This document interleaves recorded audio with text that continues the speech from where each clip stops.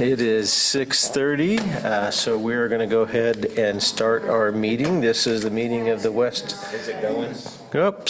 Consolidated Zoning Board. So let's go ahead and get started. We're going to call it to order. So if we could have a roll call, please. Jeff Huff. Here. Craig Connell. Here. John DeGran. Here. Terry Atwell is absent. Donna Getzman. Here. Bob Paulson. Here. And Roger Spears is absent. We have quorum. All right, very good. If we could do the statement for the hybrid and in-person virtual meeting, please. This meeting is now being recorded in the board hearing room with zoning board members attending in person. There is an option for virtual attendance on Zoom webinar. For Zoom attendees wishing to speak, please use the raise hand function in the Zoom app at the start of the agenda item on which you desire to comment. Comments will be received from in-person attendees first, followed by Zoom participants. When it's your turn to speak, the moderator will recognize you by the name or phone number used to join the Zoom webinar, and your microphone will be unmuted. Please state your name and the city and state where you reside for the record, followed by your comments. All public speakers will be limited to 3 minutes unless the chair designates a different time period. If you have trouble with Zoom, please call 913-715-9666. Board members, staff, and presenters, please state your name every time you begin talking, and please speak into the microphone so that people attending via Zoom can hear you, and the comments can be transcribed for the record. This is a public meeting. We are presenting live and recording the meeting. Thank you. All right, thank you very much. Okay, we'll go with the agenda items. Is there anything we need to add, delete, revise, or approve the agenda? All right, very good. Disclosure of conflicts of interest. Looks like we're good. Disclosure of external contacts or discussions.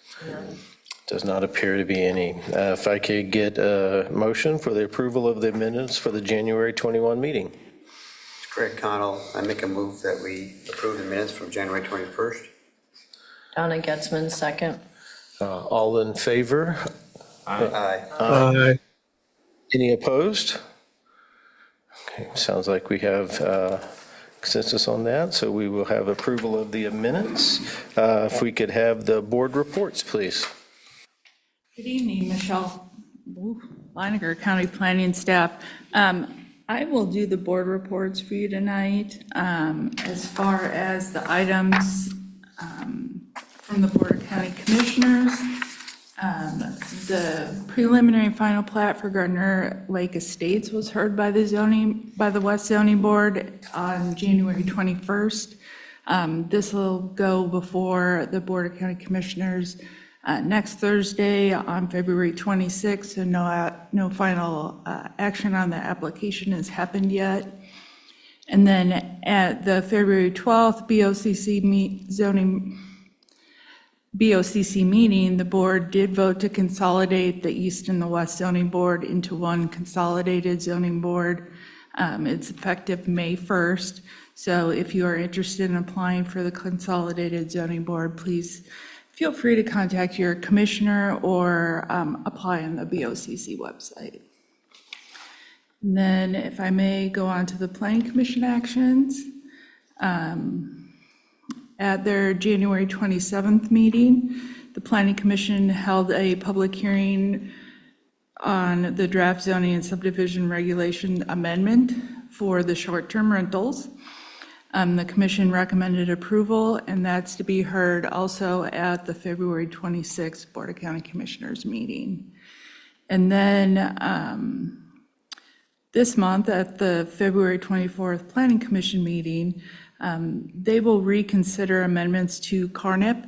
The BOCC did remand that amendment back for reconsideration, specifically concerning the recommended change of the designation of Edgerton Road and for the recommendation of an additional study of alternatives to Edgerton Road.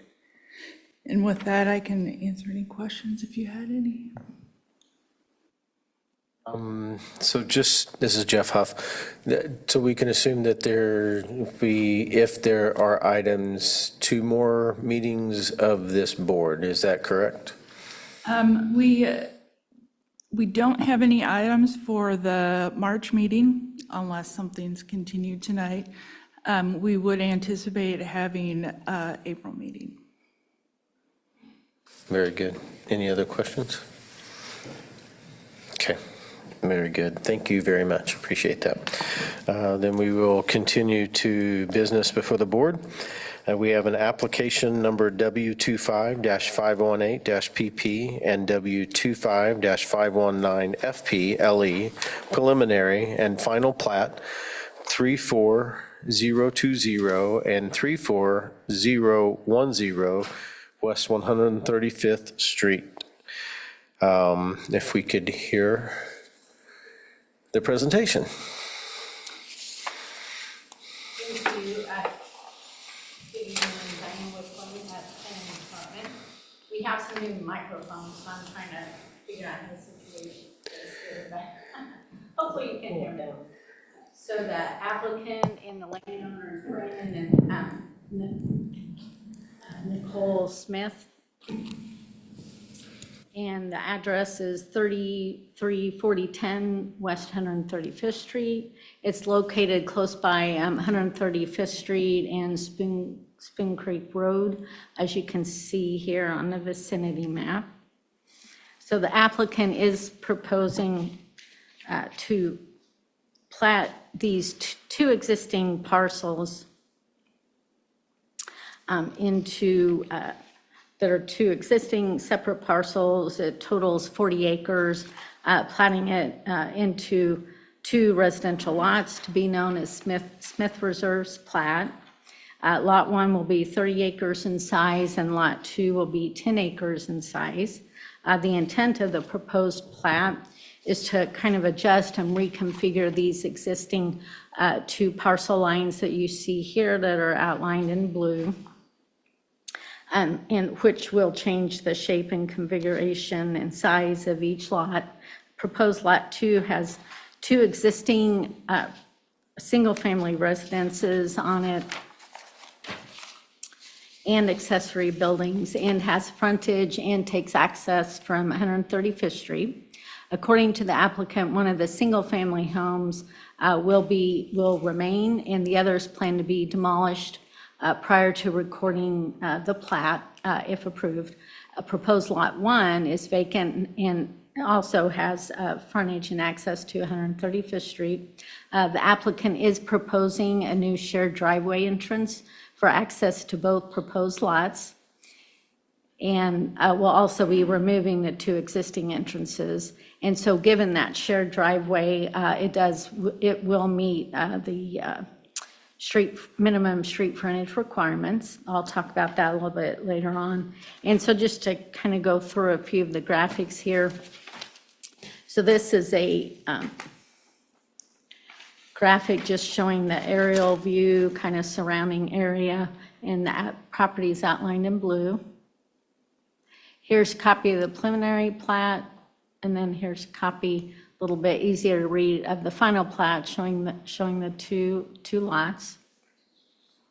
So in terms of minimum infrastructure requirements, 135th Street is a Carnet Type 2 route, and so it requires 660 feet of street frontage per driveway, and so the total frontage is under that. So these two lots do not meet that requirement.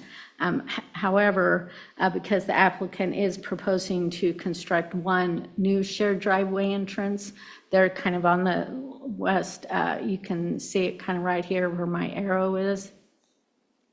And in addition to that, removing their two other existing entrances with that shared entrance, then they will meet that the street frontage requirements. And that shared driveway entrance does meet site distance requirements as well. Right-of-way dedication is shown as per the requirements on the plat. Water District 7 is providing water to the site. And so the proposed plat does meet all of the minimum infrastructure requirements. The applicant is requesting two plat exceptions. One is for the lot depth width ratio for proposed Lot 1. which is the larger lot. And so it's kind of making it kind of more narrow and long. And so that's the first plat exception. And then the second plat exception is for the lot width. So for the lot depth width ratio requirement, it exceeds that 4:1, so it'll be about 5:1. And then the lot width requirement is minimum 300 feet, lot width minimum for that rural zone property. And so this lot 1 here is about 200 feet, 215 feet. And so we did kind of you probably saw in the staff report, kind of a pretty thorough review of those plat exception requests. And really kind of the net effect. So, if you go back up here to the aerial, you can kind of see the configuration here. This one's over here to the right has kind of the 200 feet lot width. And so then, if you pop back over here, look at the final plat, it's kind of reversed a little bit. So it's these plat exceptions are not increasing the nonconformities that exist. It's just kind of switching it a little bit, only slightly changing from these existing conditions. And so it continues to be compatible. Those lot widths, lot sizes continue to be compatible with the area and definitely not contrary to public interest or any detrimental effects. So planning staff is recommending approval of those plat exceptions.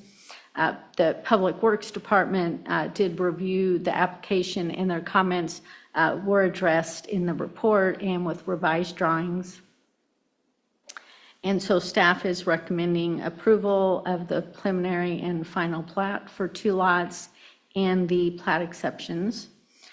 And the recommended stipulations for the plat are on page 12 and 13 of the report, and the reasons for recommending approval of the plat.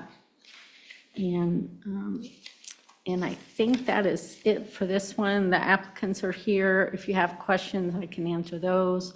And then do have a proposed motion for you if and when you're ready for that.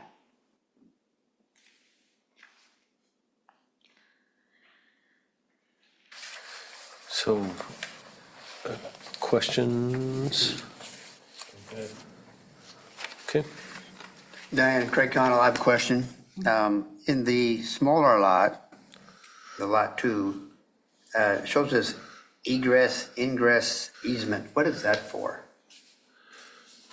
In the northwest corner of the lot. Yeah, I think right here. Yeah. Do you see where I'm circling? Mm-hmm. And so the applicant is planning to, like I mentioned earlier, demo one of the 2 existing houses that are on this lot. Will build a new house, kind of like right here, if you see where my arrow is. Mm-hmm. And so this access easement is so there's a pond here and a lot of trees. Let me see if I can go back up here. Direction, I kind of saw them. Yeah, kind of right here. Or no, I'm sorry, right here. So you can kind of see that pond, all the trees. And so that access easement, so the shared driveway entrance is going to be about right here. And so they'll take a driveway kind of all the way up here on this lot. And then when they hit that pond and the trees, then they want to cross over, to here, and so that access easement here is for them to cross over before they get to that pond and trees. and then they pick back up on their property, and then that's kind of where the new house will go. So that's the purpose of that access easement. Okay, thanks.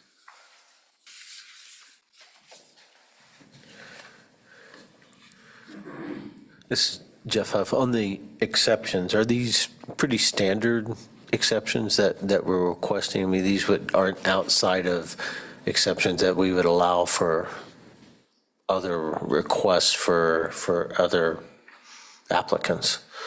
Yeah, so the plat exception for the lot depth to width ratio, meaning having it kind of more of a flagpole shaped lot, a little, kind of more deep than it is wide. This board probably has seen several of those plat exceptions. And really, because, this property, though, even those existing parcels today do not meet that depth width ratio. And so it's really just kind of continuing that existing conditions. And so this board and the East Zoning Board both have seen that plat exception for depth width ratio. That's a fairly common one.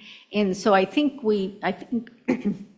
I think staff felt like, because it's really not, it's only slightly changing what these existing conditions are today. And that's the same with the lot width. And also, if you can see where my arrow is, I'm circling here to some kind of what we used to call piano key lots there on the south side of 135th, if you can see my arrow. Those are also non-conforming in terms of lot width and lot depth to width ratio. And so you kind of see these existing, you can see them down here farther to the south. So it's, those are just kind of existing conditions. They existed before some of those rules came into place.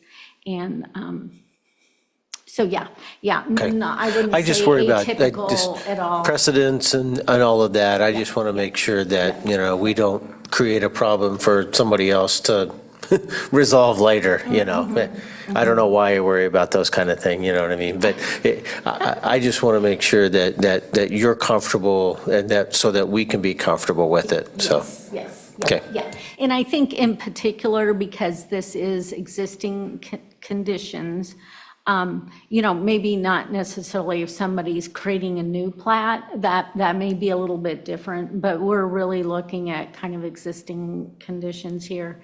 And, when you look around the area, we're seeing a lot of non-conforming parcels because they were all created, before some of those requirements were put in place, so.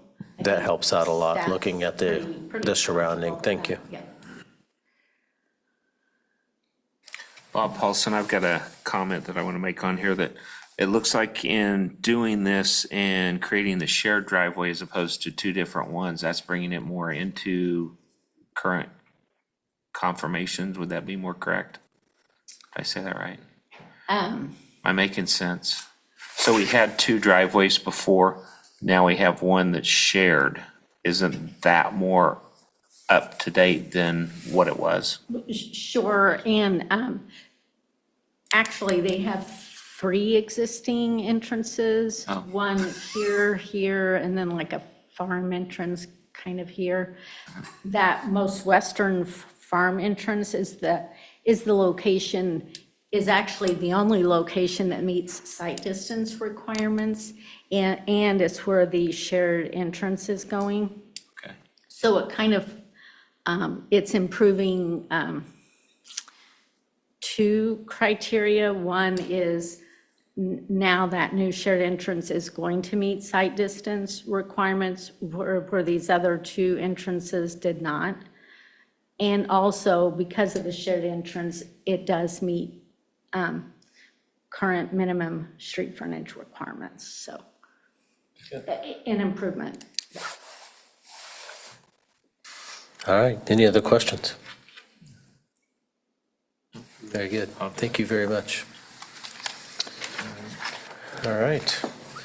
Bob Paulson, I'd like to propose a. Well, just a second, the Oh, we got to applicant. do it first. Sorry.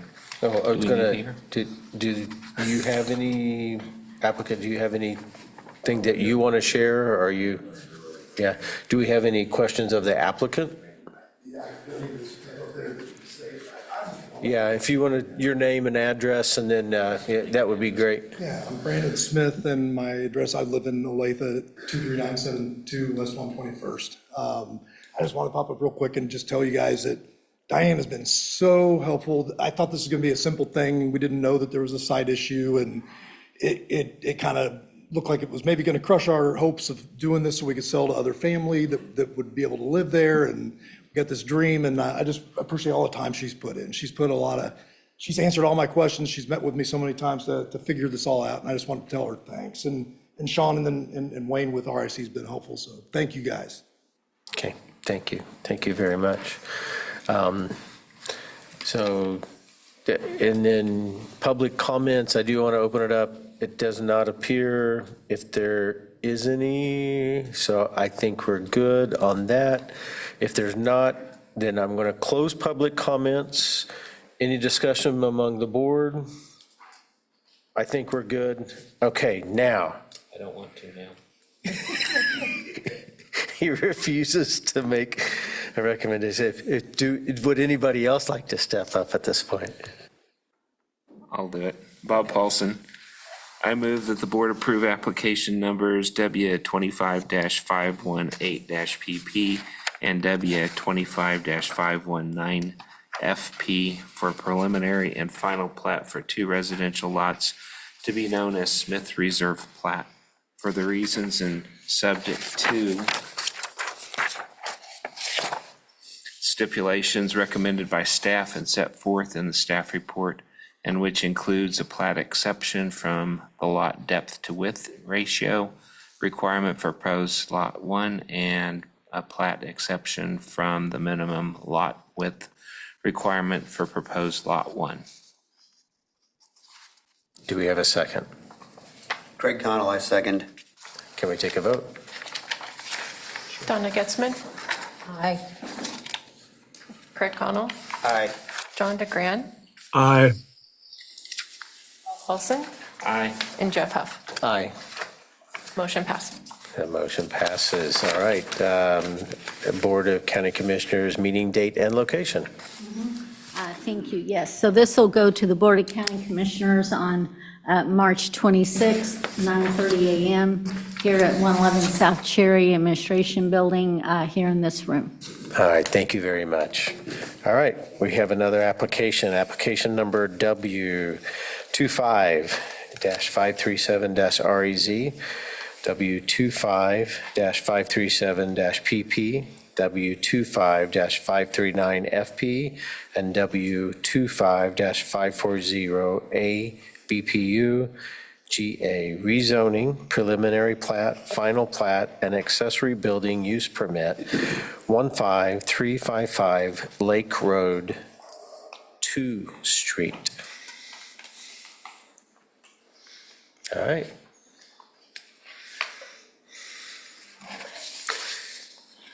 We could hear from the zone. I'll go ahead and get started here again, Dr. 911 Planning Department.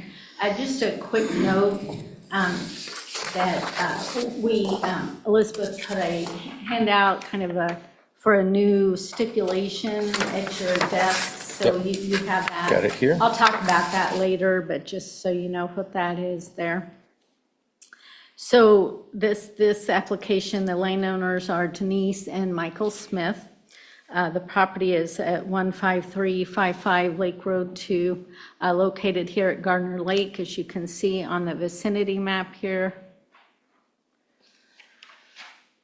The existing land use is residential, and the property has both RUR rural zoning and that PRU 1B zoning district.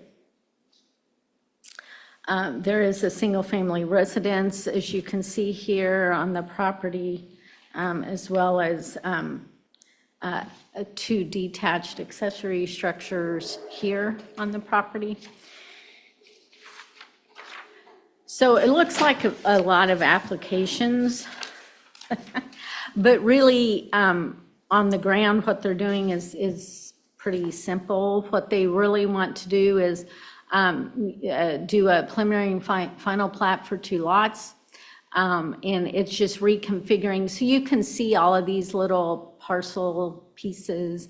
So really, they're just kind of cleaning this up, reconfiguring, having 2 lots.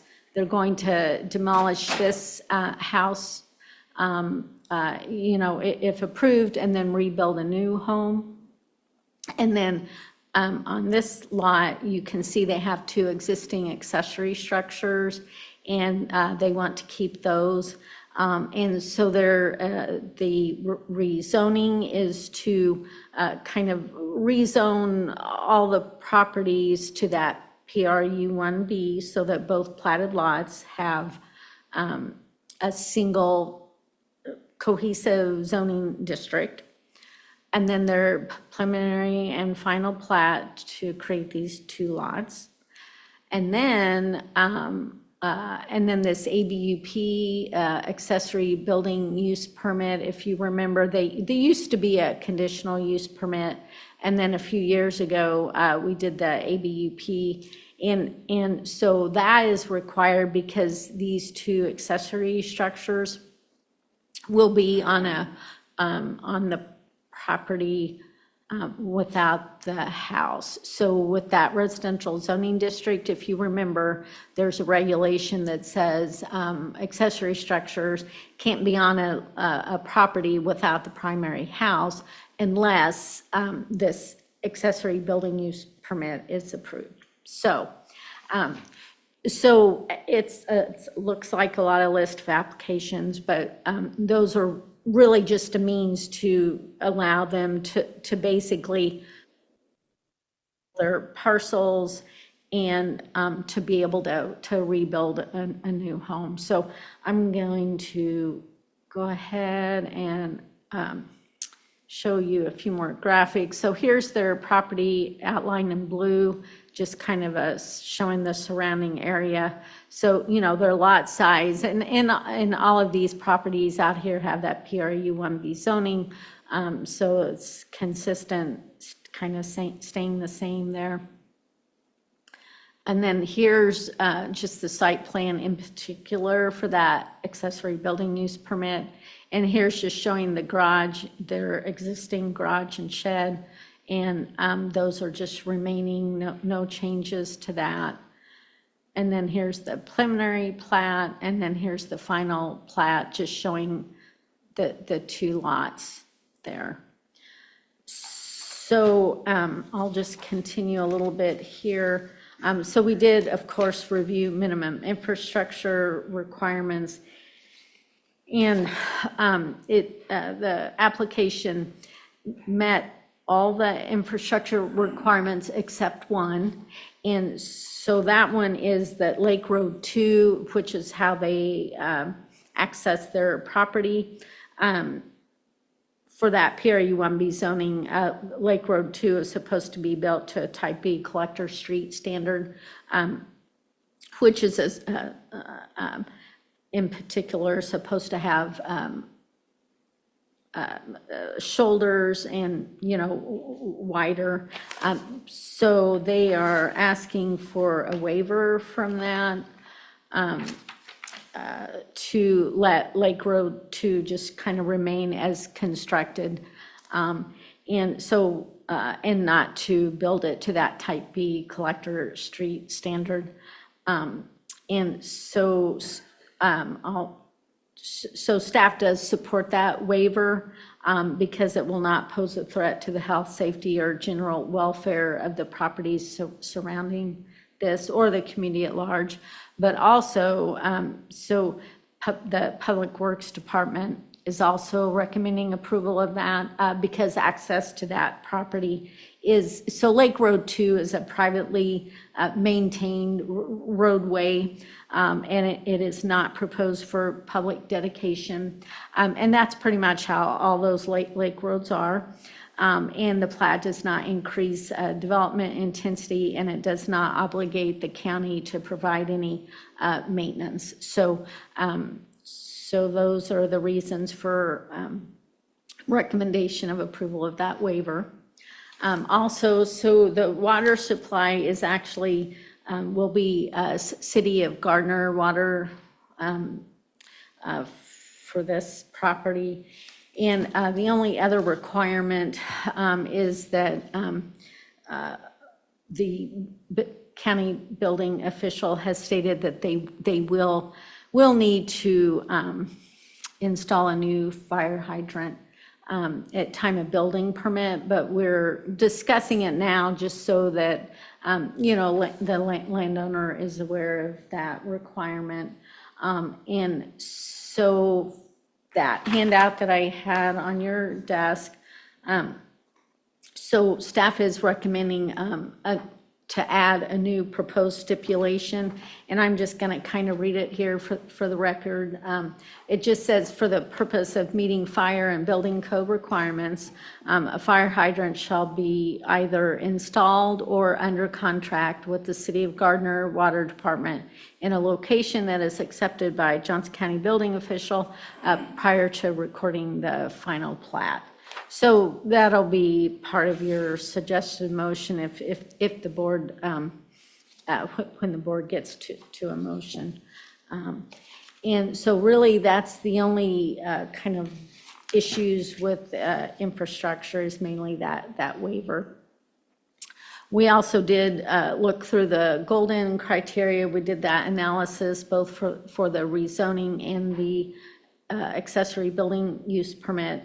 And, like I was kind of showing earlier, so really both the rezoning and that accessory building use permit for those existing, the shed and garage, they're going to continue to be consistent with the zoning and the nearby uses of the properties. As you can kind of see here, these are all, they all have PRU 1B zoning. They're all smaller lots. A lot of these surrounding lots also have accessory structures that may not be on the lot, with the primary house. But that situation is very common out at Gardner Lakes, not atypical at all. So it's going to be continue to be consistent with those surrounding uses and the character of the area and those residential uses. It all continues to be the same. And really nothing is, like I said before, nothing is really changing on the ground or that what you are visually going to see, other than they'll rebuild their new house. And so really no detrimental effects to nearby residents.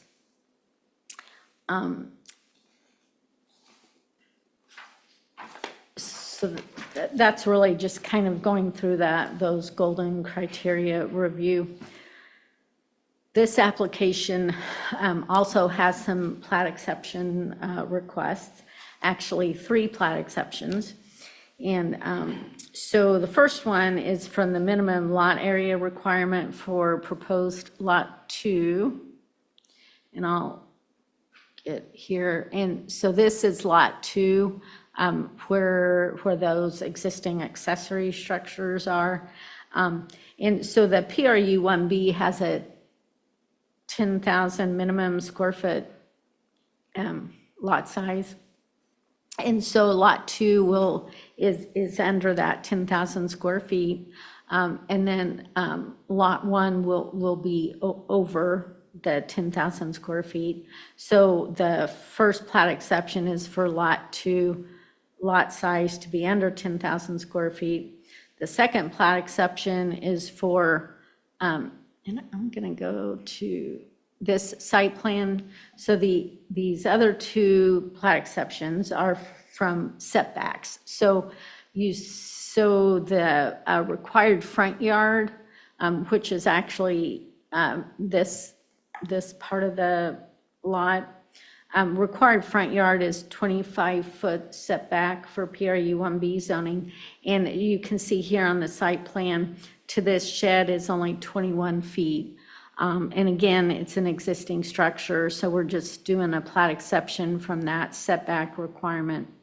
And then also over here, so side yard setback is a 5-foot minimum. And so you can see over here, this garage is at 3.8. So pretty close, but not quite. And so that's would be the third plat exception. And so, the planning staff is recommending approval of those plat exceptions. In general, kind of like just some of the reasons I already talked about when looking at those aerials, it's compatible with the area. These are existing structures. And again, it's, compatible with the surrounding neighborhood. It's not going to be contrary to the public interest or burden the county. And just to note that these plat exceptions for the setbacks will only apply to those existing structures. So the house, any new structures have to meet current setback requirements. So Public Works Department did review the application, and their comments are listed in the report and with revised drawings. And I already kind of mentioned building codes comments is just that, requiring the installation of a new fire hydrant. And so staff is recommending approval of the rezoning, the preliminary and final plats, the waiver from the minimum infrastructure requirement for Lake Road 2 to remain as constructed instead of being improved to the type B collector. And then also recommending approval of those 3 plat exceptions that I just mentioned. There are recommended stipulations for the preliminary and final plat listed on page 15. And then just as part of the motion, we would be adding, it would be, I guess, stipulation number 6, adding in that for the fire hydrant. I think that's already part of the motion that we'll show. And then there'll be separate stipulations for the accessory use building permit. Those are also listed on page 15 and 16. And so I think that's probably it for me for now. If you have questions, I can take those, and the applicant is also here.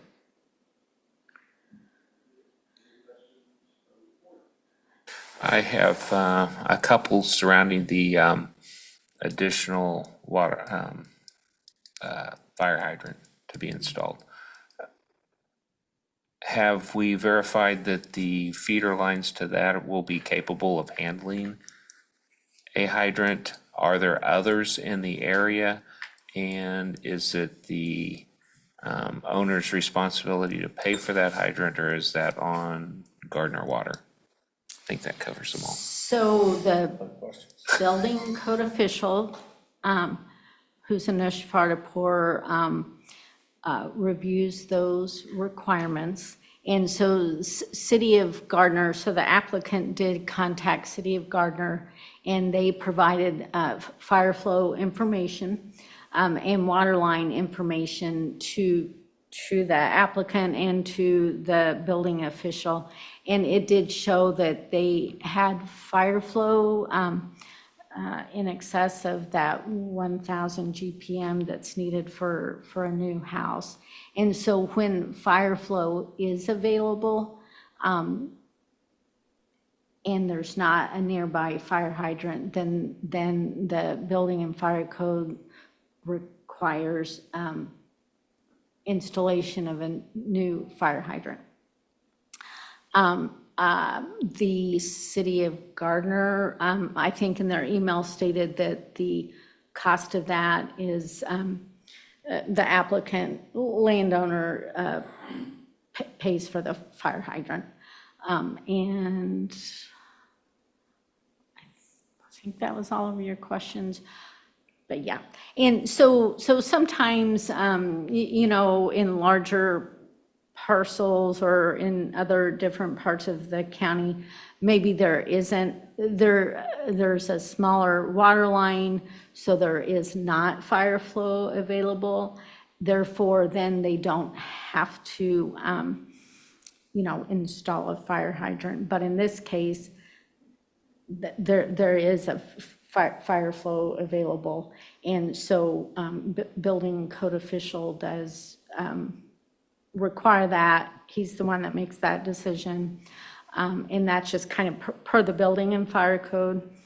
And then that's, you know, installed at time of building permit, but that stipulation just says that they can either install it or at least be under contract with City of Gardner Water Department prior to the final plat.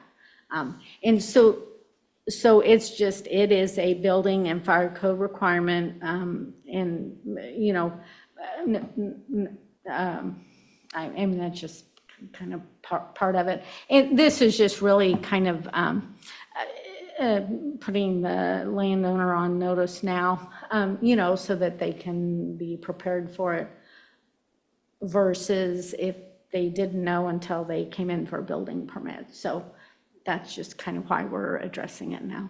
Okay, I'm understanding all of that, but the way these houses are stacked on top of each other, it makes me wonder why, because they're building a new house, why they should have to pay for that when it's gonna benefit 30 or 40 houses. So that's my question. It just doesn't seem right to me. And yeah, and so you know, the county, you know, that's our involvement of who is paying for that fire hydrant is really not the county planning department's, you know, role. It's whatever the applicant would work out with City of Gardner, I guess, so. Diane, Craig Connell. Mr. Chairman? On page Yeah, 9. Oh, sorry. Mr. Chairman, members of the commission, can you hear me? Hi, this is Sean Pendley. Yeah. Yes. Hello, this is Sean Pendley. With the planning department. I'll just add, I think Diane covered it very well. If there's any questions, you know, regarding the fire hydrant, this is a requirement of a building. It's a building code requirement, as Diane explained. And that's something that really, the plat, to be honest, is not something that it's really a necessary requirement. We're just, as Diane indicated, we're trying to give advance notice to the property owner of this requirement. This is not unlike any other building permit that would go in. It's anywhere in the county where it's required for new construction. If there's adequate fire flow and is required for construction of any new development, if a fire hydrant is needed, it must be installed at the time of permit for that building. In this case, we understand that where it's located, it is close to other lots at Gardner Lake, but the requirement is it must be installed where it is acceptable to be located. And that requires the work with the City of Gardner. And there is no requirement that any other property owners participate in that. There's not a benefit district or anything like that. It's a requirement for new construction at this time. And that's something that really there's nothing that we can change as part of that with this plat application. We're just trying to provide notice to the property owner.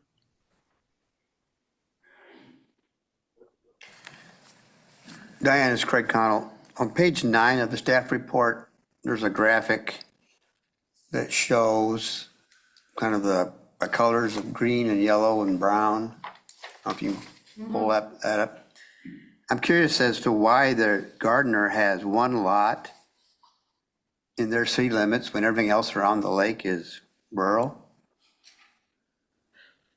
Yeah, so, and you know, I don't have that graphic as part of my graphics, but yeah, so I think this is the map that you're Right, referring yep, that's to, the one. Part of the staff report. So The lake, the water is actually, they kind of have it shown as, as a rural zoning district, that's fine. But the majority is that PRU 1B zoning that exists that's out at Gardner Lake. And I think that little brown piece that's kind of a, brown tan color, whatever. That's a multi-family residential zoning district. Yeah, and those, I think there's like two or three lots that are owned by City of Gardner.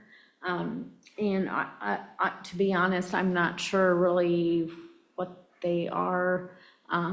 But yeah, I mean, it's just, they're within city limits. Is this an old thing? I mean, because I know nowadays they get to annex land to be contiguous with city limits, so is this like an old thing? It's grandfather? Yes, it must be, yeah.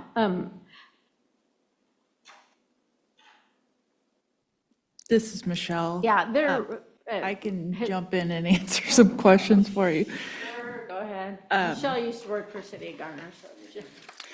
So actually on the other side of Gardner West Road, there's some, especially the golf course, that's all within the city of Gardner. It's actually contiguous here in this area, the little piece. It's hard to tell because of the colors, but actually that,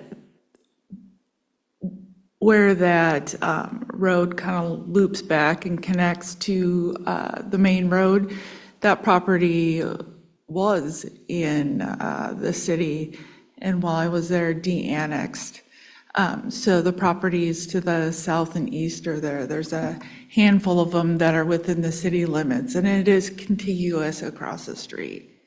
Oh, so it was part of that was de-annexed around there? Just that parcel at the very end.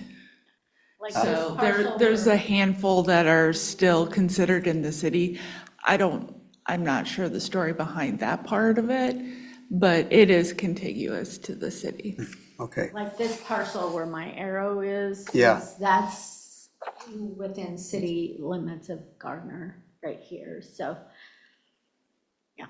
okay, thank you.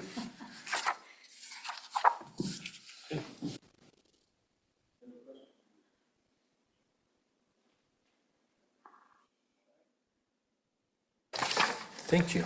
Appreciate that. Would you folks, do you have anything that you would like to say or share with? And if you Create a GoFundMe. can always count on Bob. Bob might chip in here. Yeah. If you, any questions of the applicant? Doesn't look like, any questions on the applicant side of it? Does not look like we have anybody from the public, but I do have to open up to public comments. Now I'm going to close it to the public comments. Any other discussion about among the board members? It does not look like it. We have the recommendations right here on the screen. If anybody would like to make a recommendation to the zoning or to the Board of County Commissioners. This is Craig Connell.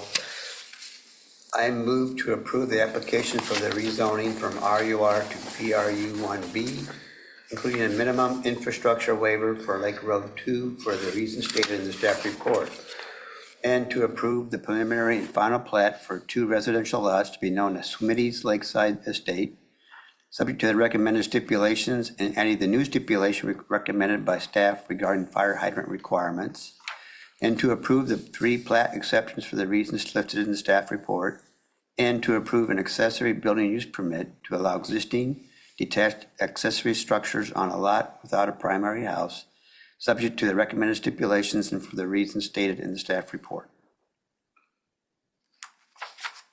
And then we need to read this as well. Is that, okay. Okay. Do I have a second? That is covered in that's in here. Oh, it is right there. Okay. Yep. Yep, yep. Very good. Do I have a second? Donna Getzman, second. All right, we can take a vote. Aye. John DeGran, Aye. Bob Paulson, Aye. Jeff Huff, Aye. Donna Getzman. Aye. Motion passed. All right, very good. If we could get the announcement of the board and county commissioners meeting date and location. Yes, thank you. So this will also go to the Board of County Commissioners on March 26th at 9:30 a.m. here at the County Administration Building, 111 South Cherry, here in this room.